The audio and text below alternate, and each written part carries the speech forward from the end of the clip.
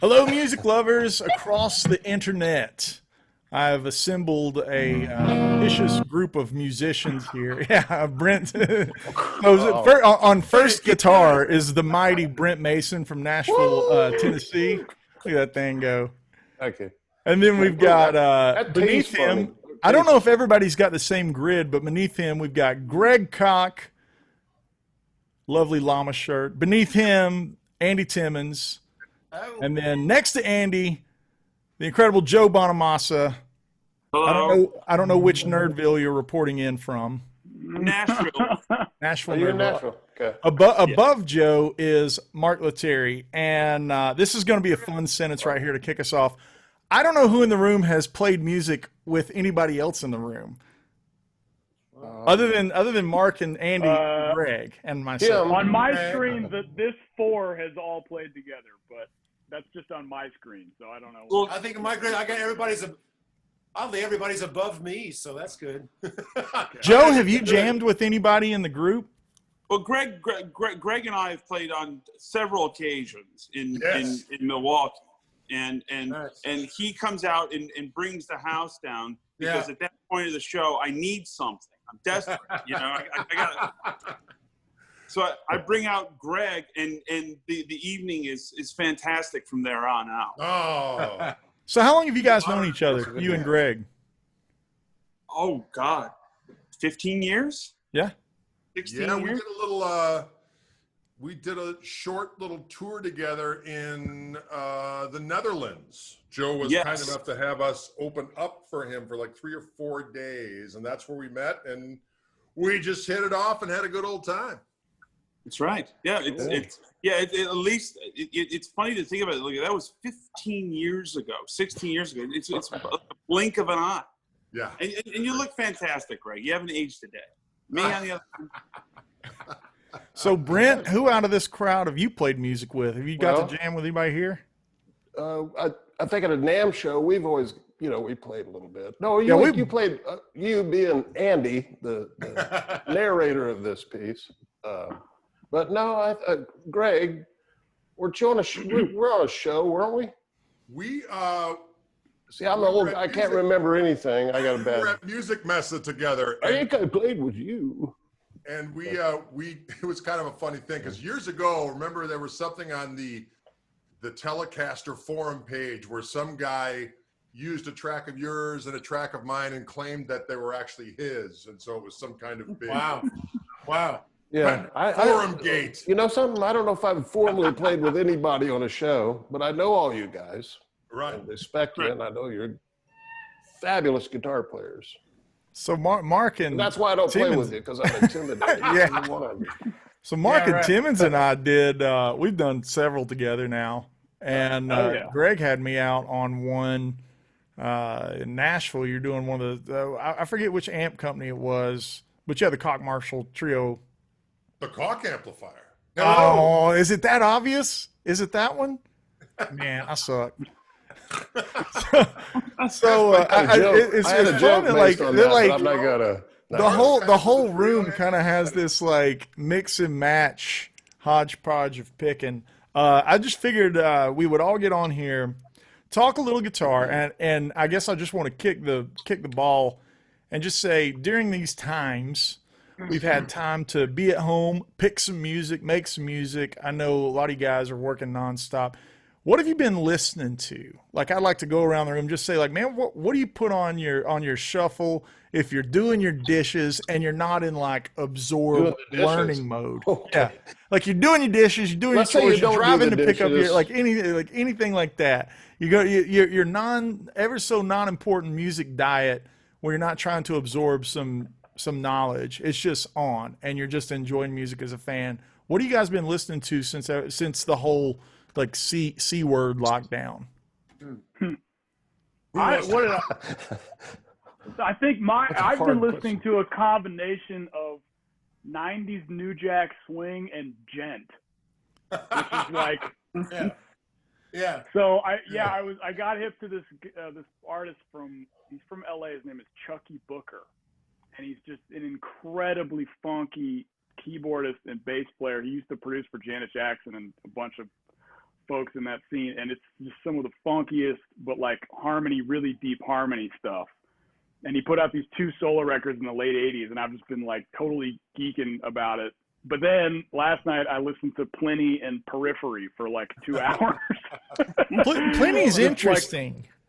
Yeah, really cool Plenty's stuff. music's interesting to me. Really cool stuff. And the Periphery thing and this other band called Tesseract. I've just been into the djent lately. I don't know, man. Something about it. My next record's going to be a complete disaster. It's like baritone djent. That's awesome. Djent and 90s R&B. Yeah. Can I ask a practical question? Yeah. What is djent? I mean, it's an onomatopoeia for the sound of a detuned, gated, distorted electric guitar. So like, if you have a 7-string or an 8-string and it's gated and it's muted and it's sort of like the sound that makes, but really it's like progressive metal, right? Okay. Is that how we? I would back that. I would think the current state of progressive metal. Yeah, the right? term djent became almost a parody of itself. There was a forum back in the day that was Harmony Central forums. This is before social media was a thing, and all of us guitar players, hid in our corners of the internet. You know what I mean? Right. So one of the corners of the internet, one of the dark, evil corners, was Harmony Central guitar forums. And Misha from Periphery was on there. His name was Bulb. He was on there with Ola England, another big YouTube guy. And so Misha started describing a tone he wanted to achieve as djenty. And he would spell it out, D-J-E-N-T-Y or whatever. But in general, the musical stylistics, I would think, would be like the next step, blending bands like I guess a Meshuggah and super industrial tech, odd time signature.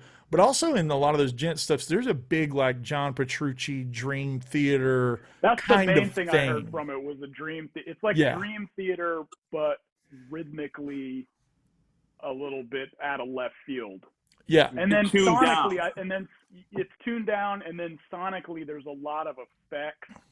Yeah, the guitars are super tight, like almost computerized in a sense. They go in and quantify a lot of them. I've seen Misha's and Tosin's. Yeah. No, I mean like they're very open. Like they go in there and they're like, when these things like chung, chung, chung, chung, chung, and they do all that kind of stuff. It's the bass drum triggers the guitar kind of. Yeah, they went in there and like automated vibe. a lot of stuff. Yeah. So, Joe, what are you listening to with that said? Me? Yeah, what are you listening to? Djent? Well, djent. Because I had a bass 6 out the other day. I saw that. That makes me djent as fuck.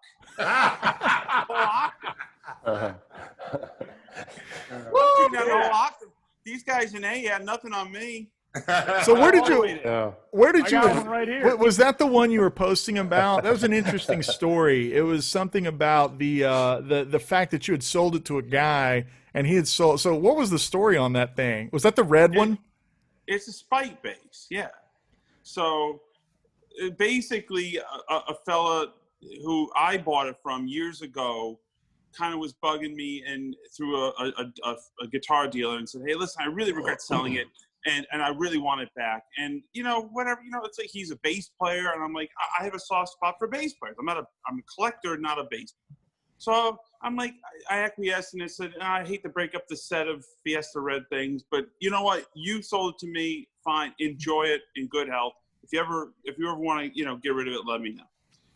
Okay. He goes, man, I'm going to cherish it for years. Did I say years? I meant hours. He traded it 5 days later. No. The next thing I know, I'm at God. I'm at Well-Strung Guitars in Long Island. Well-strung. And I go and I go, man, that's a clean bass 6 Fiesta Red. Boy, that's fantastic. It's mine. So I buy it back. No other reason? Spite. So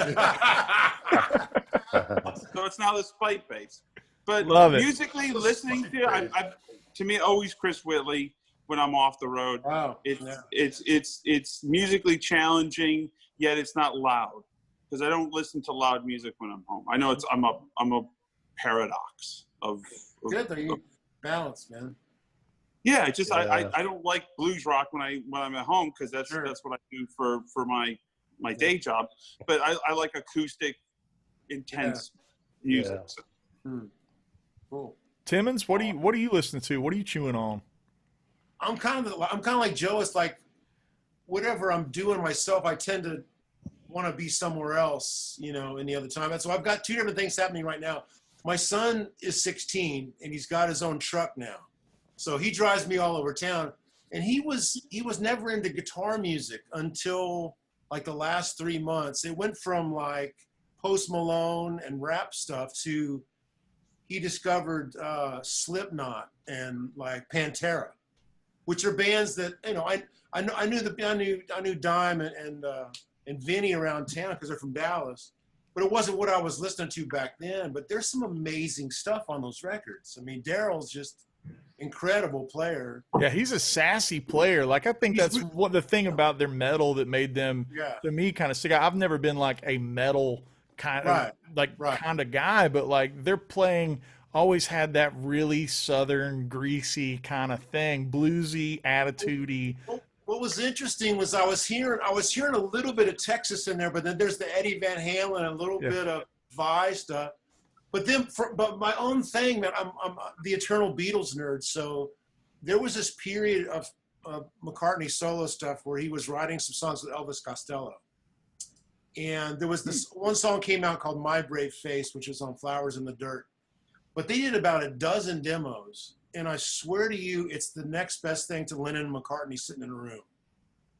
With McCartney and Elvis Costello, Elvis's wit and sharpness and tone, and Paul singing together on acoustic guitars and piano. So all the demos got released on some deluxe box set not long ago. I was just about to ask, is that some kind of like lawsuit music that you can't get a hold of, or is it available on most like YouTube, Spotify, whatever platform? It is now. There was a bootleg years ago, which of course I may have had. But yeah, they officially came out when they did the box set recently. But if you're a fan at all of Beatles stuff, you got to hear Paul being challenged, because he hasn't had that like at all, you know. And sometimes his material, I'm not slagging Paul, sometimes his material's great, but when you get Elvis Costello in a room, arguably he's my favorite lyricist. You know, he's just up there, and he's got that wit. So hearing those guys in a room together, there's a spark, and it's so beautiful. Really, so Brent, what do you got? What's been on your diet? I just been watching Netflix. Well, what are you watching on Netflix? I've just been burning through Netflix. Well, what are you watching? Watching Yellowstone or stuff? Oh, you know, my wife started watching Little Big Lies, and I thought that was a great movie. And that's, you know, there's some good music on it too. Yeah. But that's all I got. I kind of get bored. I just do a playlist of stuff, you know, and I like the element of surprise what comes up, you know. So I don't, you know, it could be, you know, Donald Fagen then go to Merle Haggard to Jerry Reed to, you know. I just like the element of surprise. I don't know if that's just boredom or what, but I'll listen to jazz a lot. You know, I listen to Bill Evans and Pat Martino a lot. You know, I like Pat and Benson and see what else. Keith Jarrett, you know, sometimes I listen to that. What's your favorite era of Benson? I've always wanted to ask you that. Well, I mean, just probably the first album I got was Blue Benson, where he did Billy's Bounce and stuff. You know, that's a great record. You know, all that. Man. And that's what I really got inspired when I was a kid when I listened to that album, because it was so, you know, Herbie Hancock and all those guys. It was so cool. But I don't know. But I mean, I wasn't kidding. I've been watching a lot of Netflix. I know that was funny, but it's just, you know, it's just, that's a cop out. I know. It's not a cop out, man. That's the world we're all living in. We're all just trying to find things. I've talked to Joe a couple of times. We were texting, and I was just like, it's the same conversation. Same with Mark. It's just like, hey, man, are you sane? Like, you know. I have a bulletin that says, this meeting has been upgraded by the host and now includes unlimited minutes. Okay? Hey, guys, welcome. I don't know how to say this, but you're all very welcome for those. Is it a scam? Minutes. I'm not scamming you. Hey, Greg, what have you been? Greg, is it okay? I hit okay. That's good. I think Hey, it was Greg, a way is of it Netflix it was a way for of getting you? off of my part and get to you guys. My part was boring, and said, "Okay, let's move on. Move on." Hey, you've got those unlimited minutes now, Brent. You can talk about that Netflix all you want. Yeah, a really good. I watched a lot of documentaries about serial killers. Okay, now moving on. Scary people. Oh, you got to check it out. Okay, next. Oh, that's great. Okay, Greg, is it Netflix? Jeffrey Is it Dahmer serial was killers, or is it? Well, Good I guitar, walk though. a lot, so on my walks, I like to listen to jams. And lately, all the jams seem to be imbued with a phaser situation. I've been listening to a lot of stuff, so a lot of Eric Gale. Nice. You know, him having that phaser on. And then I found this Eric Gale record with Peter Tosh. I was listening to that last night. Cool. It's just called Negril. It was fantastic. But I am a sucker for bootleg Zeppelin stuff, and there is a veritable bounty that's online right now. Sometimes you find different periods of time where Jimmy or whoever represent him is not like draconian, that's not a word, going online and getting rid of all the bootleg stuff. But now it is a ripe time for harvest, and you can hear Jim Payne and all of his sloppy glory. I just imagine the dragon suit, me being in it as I'm walking down the road, perambulating.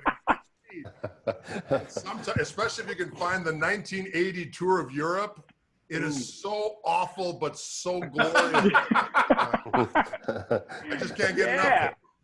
So as I'm walking along, I'm listening to old Slim Jim, smacked out, cigarette hanging out, just going, I bet he wasn't a walker. But anyways, it's great. He wasn't walking. So that's a great segue. The segue is phaser. All right. Woo! So the next topic is phaser. Let's go around the room, and I'll go last. Everybody name the first or most iconic phaser that comes to mind when you're like, dude, that's the phaser that I like. That's the phaser that I want. Not the model, but maybe the song or the artist or both. Whatever you're like, yo. All right.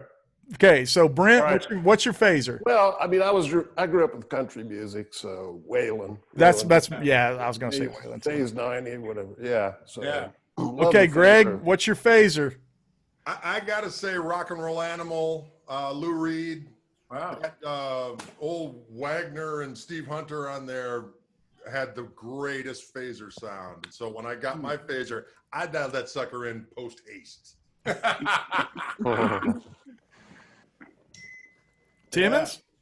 I phase 90. That's the old script. It sounds great. And I don't know the first time. I can't remember the first track I heard phaser on that I was aware of. I mean, I think of Van Halen 1. You know, was that a phase 90 on Eruption and all that? Yeah. I think so, yeah. So it's like the old school orange one, right? Like Joe's probably. Yeah, exactly. MXR, yeah. Yeah, the script ones sound great. Mark, I know you're saying Van Halen. There was a I know small. you are. Well, the no, small stuff actually, was a good one. Right. Oh, I'm sorry, Well, I was going to say, out of place. no, you're good. I think Van Halen was probably the first time I had heard one, but I remember hearing, I think it was Wah Wah Watson that played on Hang Up Your Hang-Ups, that Herbie Hancock tune off Thrust. Or no, Thrust. Manchild, rather. Manchild. There's a bunch of great phase guitar and all that stuff, but I think it may have been a phase 9, but it may have been a Mutron. Ooh, yeah. And actually, my other favorite phase tone is a Rhodes piano through a Mutron, like the way that Steely Dan used to do it and Herbie used to do it. Yeah. Like that fusion Rhodes tone. Yeah, it rules. With the phaser. I always thought that was a small stone. Was that? Is it a small stone? I always thought it was a Mutron biphase, but I don't know. That's the more funky. Sound. That's the more funky Tiwa kind of thing, right? I just got this little son of a bitch, and it sounds magnifico. This little. Where is it? Phase 95. I have one of those. Fantastic. There you go. It's a mini. Yeah. It's a mini. I've got a That phase little, 90 and a small stone out there. Yeah. Joe, throw some phaser at us. What's some of your favorite phaser? My favorite phaser is not a pedal. It's anything by Albert King post 1974, Out of phase. 1975. Oh yeah. When he had What when he played the acoustic amps with the built-in phase tone. You're right. So like you hear like Is that what that was? don't burn down that Built-in. bridge. It's those Okay. acoustic heads with the cabinets. and he had Whoa. the Dan Erlewine V, and the phase tone set to stun, and it was just on all the time. Sorry, that's all good. I've got a phase question that I want to ask, and Brent might know this. There's a Montgomery Brothers track called Heartstrings, early West, and he's playing, and it's got to be a tremolo on the amp, but it sounds like vibey almost. It's got a warble to it. Do you guys know what amp that might have been? I can't help you on that. I don't know. Joe, would you know? Because it's like, isn't there some early tremolo circuits that have some kind of almost modulating thing? Yeah. If you're looking at the early Brown stuff that Leo built, 60, 61 Pros, Vibrasonics, even some Supers, they sound like Univibes. Yes. There's an oscillating tremolo. It's not like the tremolo you're used to with the even a Vibra Lux from the 50s. It's harmonic vibrato, which is on my amplifier. Two products. We need a bell. We need a bell for shameless plugs. I love it. Okay, well, cool. So those old amps. That was a what now? That was a harmonic. Harmonic vibrato on the old oscillator Brown. kind of sort of. Harmonic vibrato. Yeah. And that's different from like what's in an old Blackface. Like I got an old Blackface here. It's different from that, right? Like the Or Univibey. Yeah. Okay. So was that the circuit that like Shin A or whatever that company was called? Is that what they were copying? Was that kind of harmonic vibrato when they did the Univibe? Probably. Yeah. Could be. Because it kind of sounds like that. But again, to hear it on a West track, it had to be early Montgomery Brothers. It's amazing. It sounds beautiful. Well, that the other thing about tremolo, a lot of times you discount the fact that most studio amps back in the 60s were Ampegs. So they had Ampeg at a very specific tremolo circuit. When you would take the intensity and go all the way to the right and then click it, it would be very staggered. Oh, wow.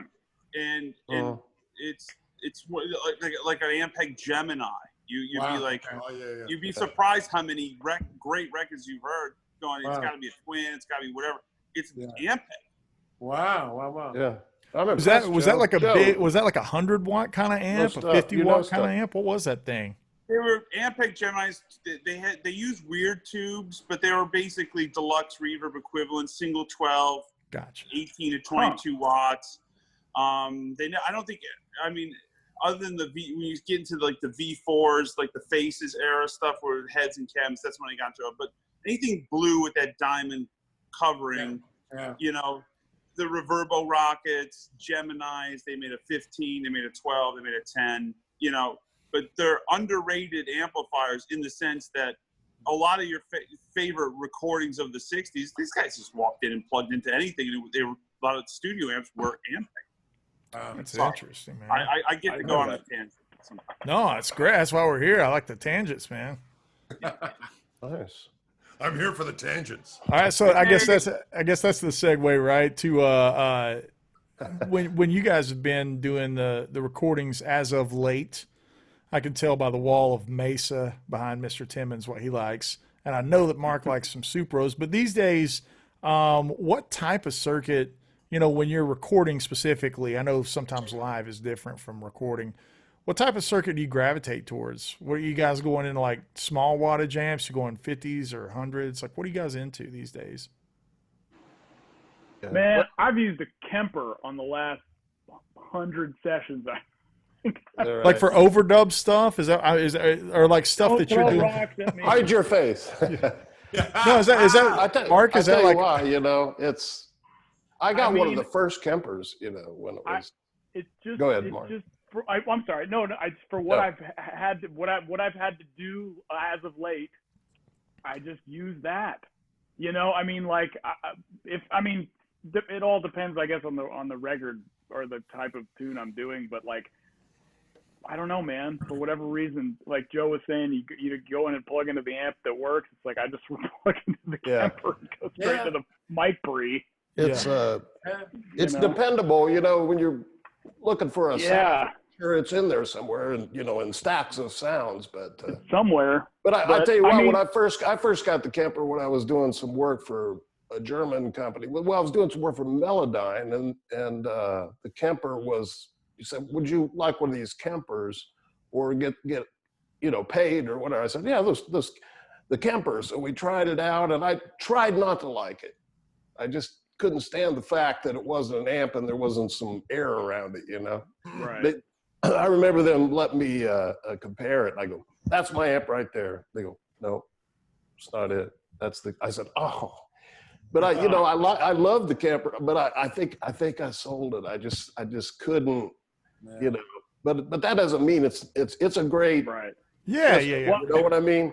Before I just like the element of surprise, how my amp's going to sound one day. It might inspire me to play something else. Exactly. I should say I use the temperature usually outside. I either bring I'll bring a Princeton reverb or either a Naylor Dual 60 or a Pure 64 mean, which are both 6L6 50-watt amps. Is that like your sweet spot? You like that kind of thing? Good. Yeah, that's a good wattage or lower wattage. Yeah, I usually 50. I just haven't had to use for like 100 watts in a studio really, but between it's a lot of 20 power. to 50 watts. That's a lot of power, but man, so much of the remote stuff that I do here at the house, man, it's just the Kemper. Yeah. I know it sounds crazy to say that, but well, I think I'm comfortable with it in this point in my life. Yeah, but you're there with it. You can nurture it. You got total control. Yeah, you can figure it out. Somebody out there, you got a sound guy using it. You're at his total mercy. Totally. Like, I don't have an amp up here, but I hope he sure nails this tonight. Yeah. I hope I can hear myself. Or somebody doesn't pull the cord, then I'm gone. Yeah. Joe, you've been doing some sessions on that Eric Gale's record. Man, what kind of toys did you guys lean into on that thing? Well, we haven't started recording officially we won't start recording until the first week of September, but we've been writing. Gotcha. My plan is for him is I want him to be comfortable with his rig. He has a very specific rig. He uses a solid state amp and some pedals, and he's very comfortable. But as a producer, I'm gonna split off the rig, and then I'm gonna run a couple of little side chains. In he's used to doubling all of his guitars, and I got his head around the concept of like the great B.B. Kings and the Albert Kings and Claptons and Roy Gallaghers. It was one big mono ball of sound, and when they played, it just cut through everything, but it wasn't spread out. It was really concentrated in the center, and that's what I want to do for him, on his record. So when he plays, it's like one note's larger than life. So that, I'm gonna bring a Tweed Twin. I'll bring some other thing that people argue about, and turn dials on that, and we'll just see what happens. But intrinsically, he can play through a Champ or a Kemper or just acoustic, and it sounds like Eric Gale. It'll sound great, And he's a very special player, man. The first time I think I met him, I think me and Mark were on that gig. It was this thing out in North Carolina, that Guitar Summit thing. Was it that one, Mark, that he was playing on? That's where I first saw him. Yeah. Yeah, man. It was. I think even Tom Quill came over from England. It's this guitar festival thing that used to happen in North Carolina. Anyways, Eric was headlining it one day. There's a lot of gospel players on the gig, and man, he got up there and plugged through whatever that was up there and just Eric Gales it, that guy's a special player for sure, man. Yeah, exactly. So Greg, you doing your signature amp most of the time, yeah? Yeah, I've got a few stashed. There's a studio in town where I do some sessions. He's got one. There's a couple out in Colorado. So when I'm doing stuff out there, I basically just go straight into the amp. It's got everything I need.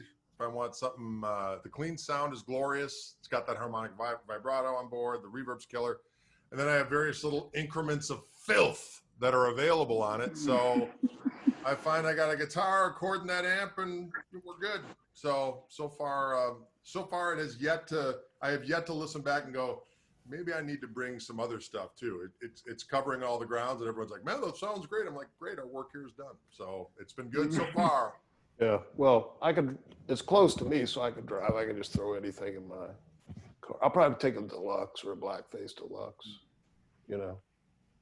Yeah, I mean a blackface deluxe. I always like a blanket to me, like security blanket. It's like if I don't know what's going on, it's a perfect marriage with a telly. If you're doing some, you know, wiry Bakersfield stuff, it seems like the deluxe really serves its purpose for that.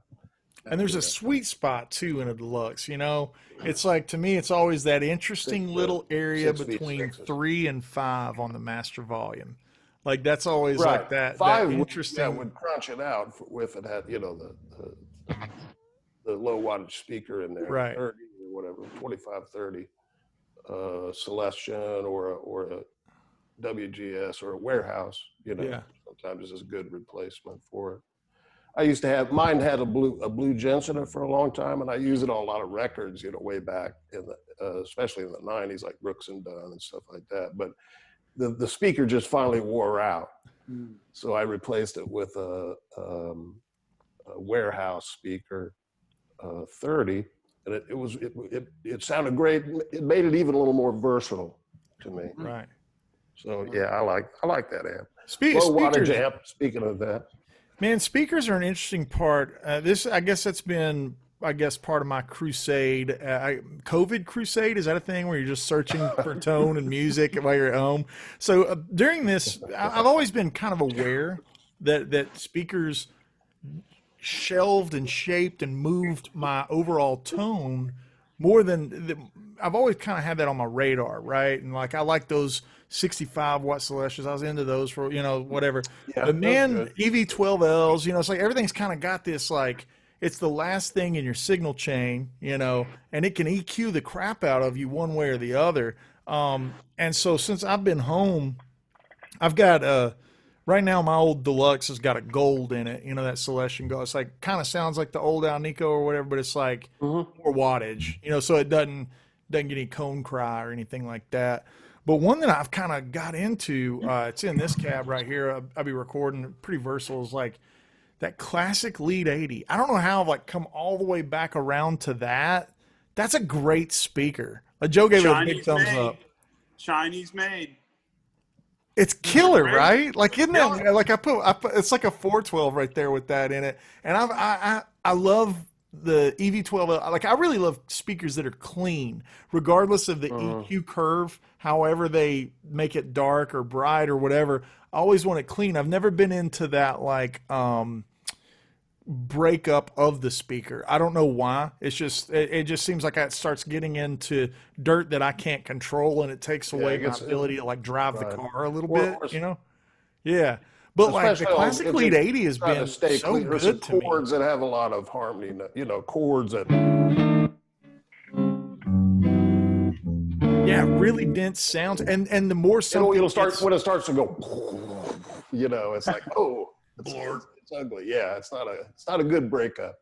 Yeah, and it's also like when you start adding things to the gain structure. I mean, obviously, being around Timmons a lot the past couple of years, I've been trying to steal as many tone tricks from that guy as I can. I've really gotten into like the idea of like a lot of, you know, almost EJ-ish, where you're like putting a lot of different small stacks of gain in different places. And it seems like certain speakers just do not like that.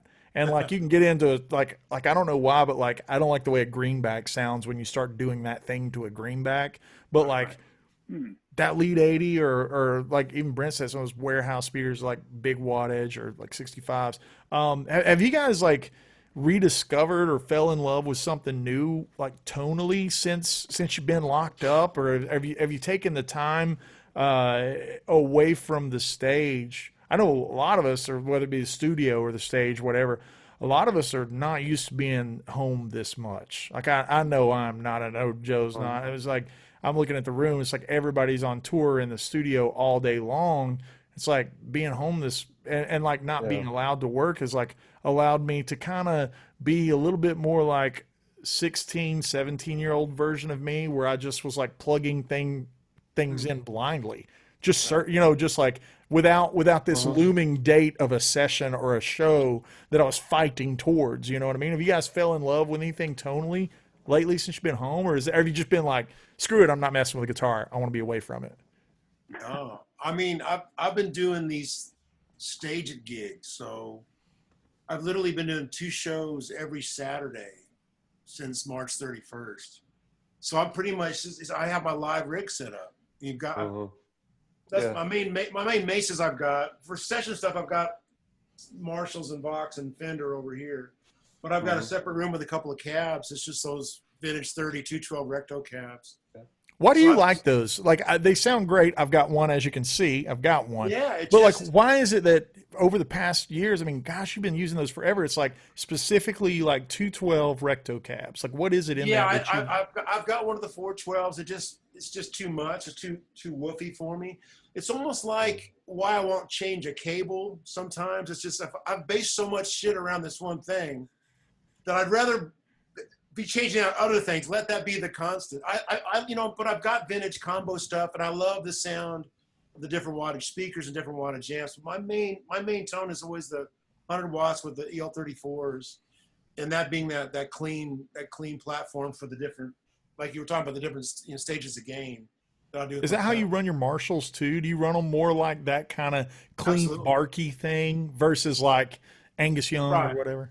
Yeah, no, I've got a Fawn, I guess it's a 78 JMP, and I'll gain that up every now and then. But the resolution tone was me trying to be EJ with the 2 clean Marshalls, with tape echo and the 3-knob tube driver instead of the 4-knob, but had that kind of thing to it, But also that was all running into those rectifier 212 and 412 cabs with the vintage 30. And Joe, one of my favorite tones that you got was when you were using those Silver Jubilees. I thought you had the sweetest tones out of those. I love that amp for a long time because it was like more slash, bright, toothy kind of thing. And the tones that you got out of it, super different. Was there any way that you ran that as far as the EQ or anything? That just had such a nice woody tone where the guitar sounded so drastically different, even though it was a dark sound. All right, so what I did was I cut it with something, just like I do with the Twins and the other type of amp, is I cut it with something. I used 2 4x12 cabinets that were basically custom made as 4 2x12. So nothing was going through 412, just like to Andy's point. It's just too much bottom end to handle. And I use and I use EV12Ls, and I'm the paradox. I've said this a couple times now. I like Celestions with Fender amps. I like EV12Ls with Marshalls. I don't like Celestions with Marshalls. I think they're bright and gnarly sounding. And like you said, Andy, I don't want a speaker to steer the car for me. I need a real direct conduit through the amp. Right. And that's how I did it. And basically what I did is I set one amp real mid-rangey, and I used the Marshall kind of neutral, and it just filled in the gaps of the EQ, and then you just roll the treble off with the Les Paul, seasoned to taste, and that was pretty much it. So what about the EQ curve on the Silver? Like, did you do anything strange with it at all? I mean, no, bass was by the end. I've gotten darker in my tone over the years. By the end, the presence is like 4. Bass was all the way up. Mid range was like 6. The treble was 4. The master was all the way up. There's a second like volume that was at noon, and then the gain was at noon. So it was run pretty clean-ish. But it was on the overdrive channel. Yeah. And that was about it. I mean, but I use loud.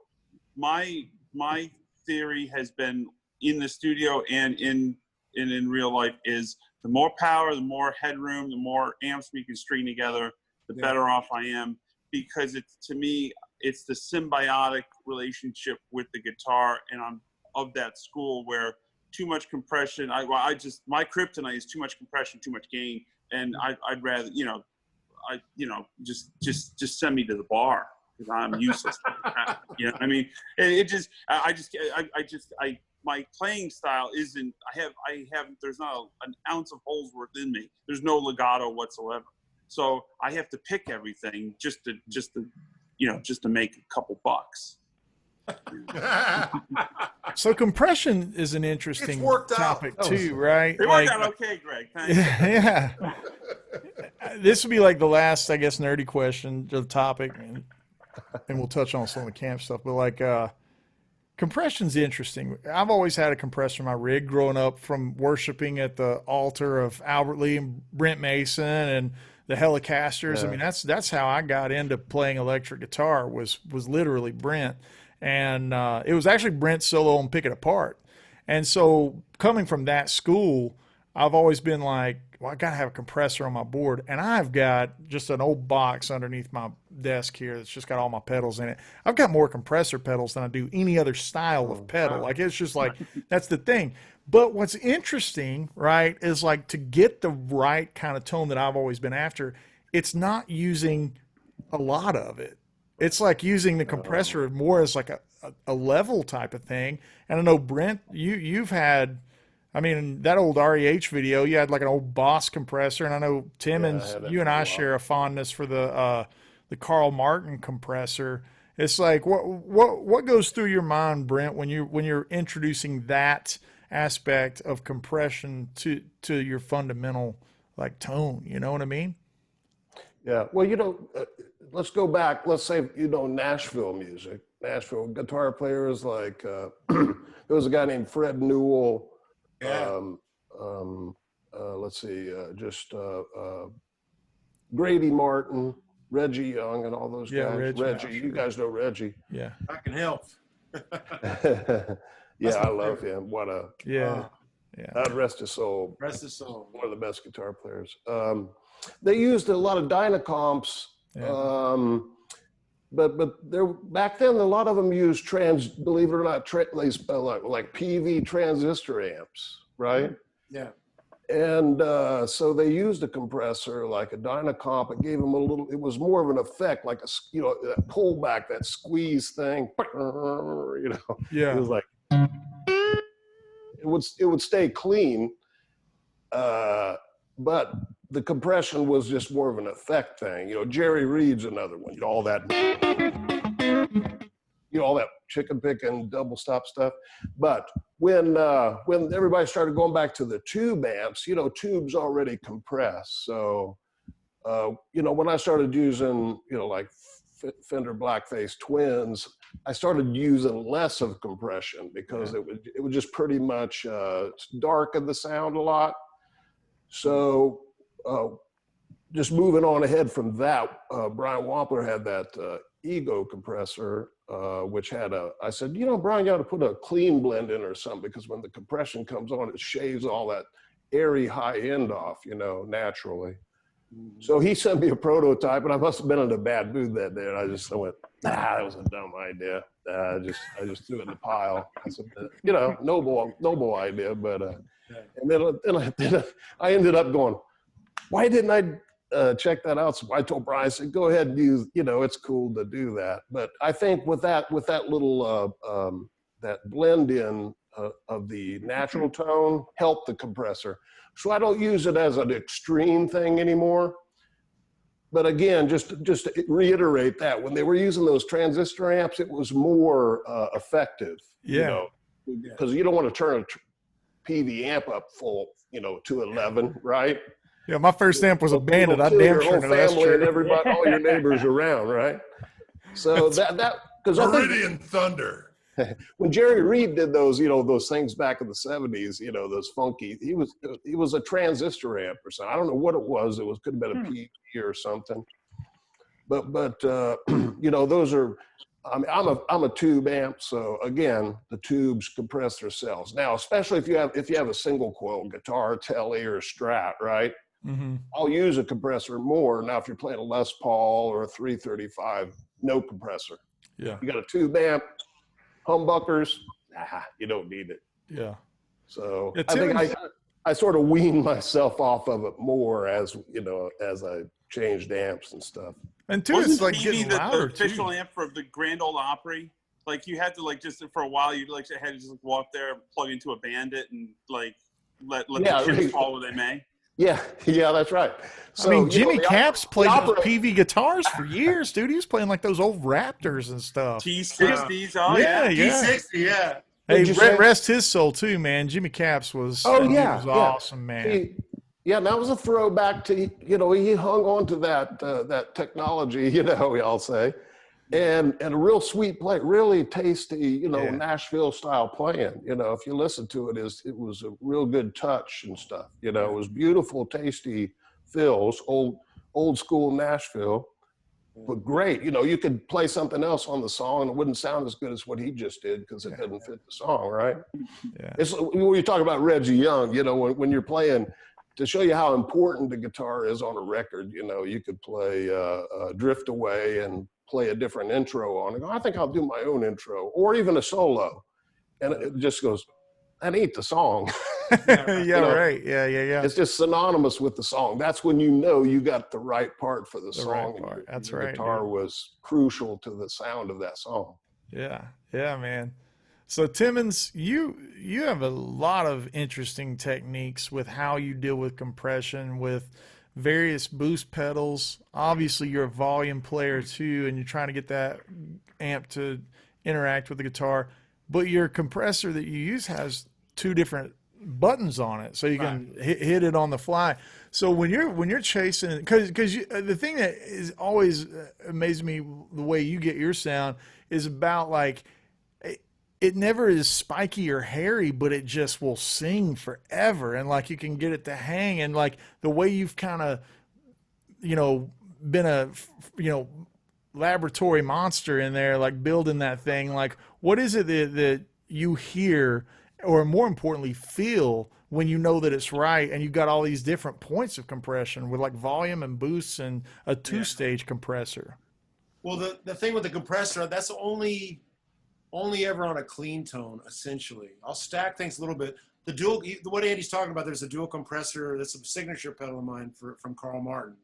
So it's basically their original compressor, but I was using it more as a boost.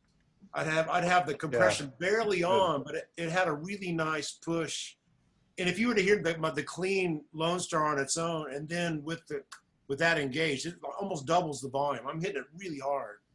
So that's that one stage. But there's sometimes you want that Dynacop or CS2, kind of compression. So therefore the other side where I can crank up the compression if I've got a single coil, never on a humbucker.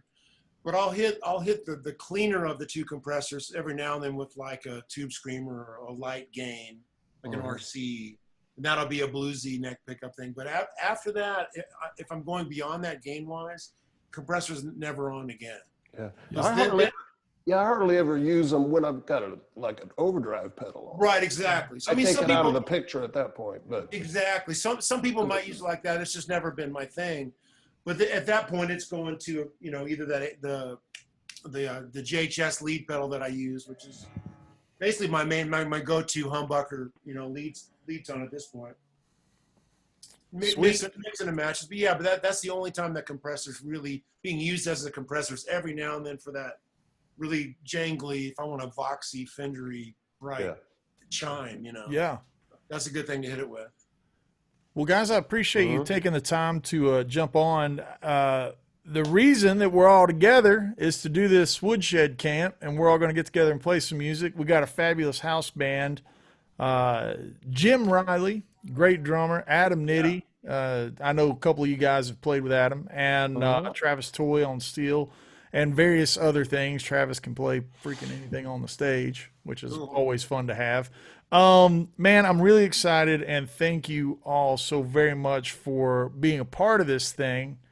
And, with this, I guess I just want to get on here and have everybody together and kind of give a little preview of how it's going to go down. We're all going to have our moments to interact with the classes and all that kind of good stuff. But, the most important thing with the whole camp, at least in my opinion, is putting together something where you just get a bunch of guitar lovers together that kind of walk in different lanes. A lot of times we've all been part of events where things end up kind of similar. You end up on a country festival with only country guys, or a jazz festival only jazz. I think it's really fun to kind of mix up everything and just see what happens. You know what I mean? It's like it'd be great to get all you guys on the stage, and I really appreciate you guys being a part of this thing. with that said, the floor is open if anybody, wants to say anything or ask anything about the camp. I was thinking about maybe, us following the guidelines for the COVID. That's it's a not big really one, right? tamped down much. It's kind of uptick. So yeah, and it's like Brent and I were talking before. I think you got to micromanage everything we do, just so everybody feels safe. As far as the safety guidelines and everything, we're gonna have obviously the property itself is huge. Where we'll be doing any kind of concerts will be on a 20-acre, like, if you can imagine, like, some of those amphitheaters or whatever that go down. They have that thing. That's what this thing looks like. And on the back side is the lake. So we'll have our backs to the lake playing forward. And with only 100 people there for 20 acres, plenty of room for everybody to stay away from each other. It's outside. The classes will be going in shifts. So the idea is, if I don't blow it on my part of scheduling this thing, while Brent's doing his thing, there'll be another guy doing his thing, and then there'll be another guy doing sound checks. So we can keep all things moving, and then the shifts of the classes will circulate around again, just to make sure we don't have, the max number of people is going to be here is 110, I think, is the total, right? So the only time all 110 people will be in the same quote unquote vicinity will be outside at the in the amphitheater, apart from everybody. With the masks, it's like I'm a big fan of a lot of common sense. And I know this sounds crazy, and I know we've got all this stuff in writing on the website.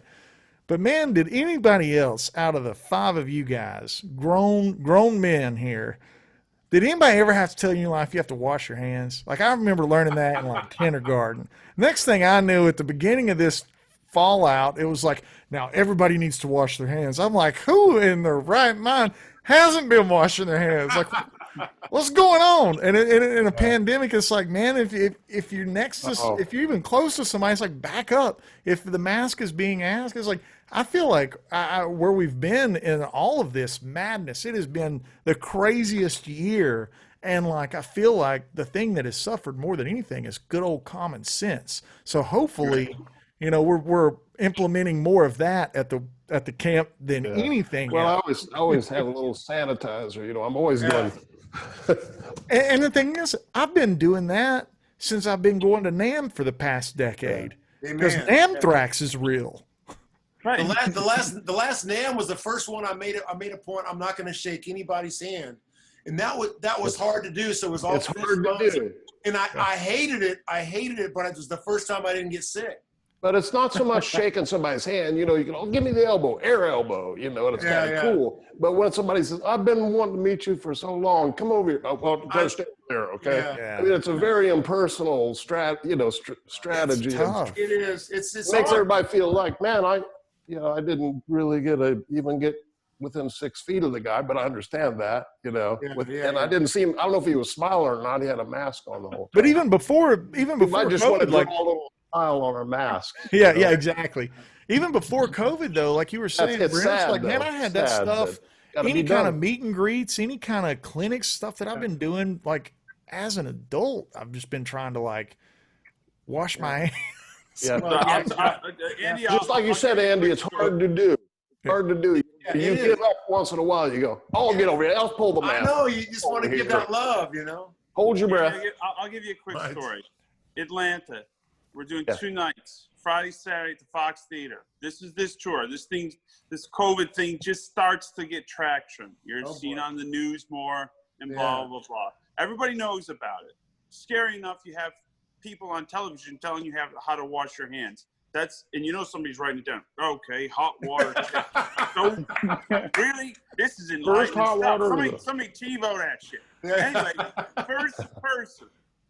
first night, as this thing starts to scale, this woman kind of walks up, the kind of ones that kind of give you the googly eye. Oh, yeah. Right? Yeah, I remember that. She grabs my hand Way back. and she licks it. Oh, her name Karen. Absolutely. And to the dismay of the entire dance. And literally, after that, the woman who runs our meet and greets literally had to say at the beginning, I couldn't believe the words had to be spoken out loud. Please do not lick Mr. Bonamassa. It is like, it is come to the point with a common sense, like your point is, it's like, there is none. Hey, well, to make you feel better, Joe. No licking of the hands, okay? Yeah, to make you feel better, Joe, I'm going to go into the website and contact our IT guy and have him put that right there at the top. Please do not lick Mr. Bonamassa. You can't keep your lips off that. Under no circumstance. Under no circumstance. So yeah, I mean, like obviously the safety thing is a top priority, and frankly, to be completely transparent with you guys and the people watching this, you know, I beat myself up back and forth on if I was going to do this. I remember talking to you specifically, Joe. I was like, man, am I going to do this? It's like, and at some point, you can wrestle with it. I said, if I'm gonna be, if I can go to this was the breaking point. All right, this is so stupid, but I got to say it. The breaking point was we've got one of these Kroger's here in West Knoxville, and it's ginormous. Like, it's not just a grocery store. It's huge. It's ridiculous. They're selling lawn furniture in a Kroger. I mean, like, crazy stuff. You get your slacks, your khakis, the whole deal. Yeah. And when I went in there, I was like, everybody's shopping. Everybody is falling all over each other. And, like, I was like, if this is safe, I know what I can do can be safer than what people are like thinking that is safe. And that was like literally just me going to Kroger to run in and get, you know, I guess the last roll of paper towels or whatever it was at the time. It was like, that was the breaking point for me on like, I'm going to do this, because how many shows, how many festivals, how many events, how much bad stuff. And I use this loosely because I'm not dismissing any of the severity of it all. I'm just saying, like, in life, music has always been a big part of our human nature for like healing and happiness and escape and all those like really deep things, right? You start taking that away, man, things start getting real weird. You know what I mean? And we're seeing this, and like, there's no festivals and people are getting angry, and there's not a lot of music going around, not a lot of live shows. And it's like echoing. It's like, I see that reverberating in society. And I was like, man, we could only have this many people. We can only have 100 people, you know, but these people are going to love guitar. I feel good that they're going to love guitar. And I feel like if I go to my Mega Kroger or Mega Target, and there's way more people in that tiny aisle, you know, than there are on this 150-acre property, or like at worst, when all 100 people are going to be there, a 20-acre, you know, whatever you call that, amphitheater style grading landscape. It's like that was like, man, I'm going to do this. And I really appreciate you guys all chiming in. But man, as far as safe, we're going to be as safe as I feel like we should have been to begin with. Like you said, you don't need to make notes on washing your hands. Hopefully you put a lot of effort into, you know, keeping everybody safe, thinking of every scenario you can. Just, you know, it's a lot of work. But it is. And we got that. We've got on the and that's again. That's props to John, who is used to doing this. He's got the stations where you walk up and you don't even touch the thing for your hand sanitizer. You know what I'm talking about? It's like those things are everywhere. Everybody's got their own cabins. Like, that was a misconception when we did it at the beginning, because we offered a package where, like, if you wanted a roommate, like, let's say it was like, you know, me and Ben Eller wanted to go to something like this. I was like, yeah, man, I'll room with Ben's, like, you know, whatever. We offered that, but I think people thought it was going to be mixed up. But everybody's getting their own cabin, right? And when the cabins are out, we have, you know, hotel and all, or if you'd rather have a hotel, like, we've got every option under the sun that anybody could have to feel safe. And you're right, man, it is a lot of work, but it's also that thing where it's like, that's a lot of effort that I don't mind to put in if I feel like people are going to get to see Brent Mason play with Greg Koch, Mark Lettieri, and Andy Timmons and Joe Bonamassa.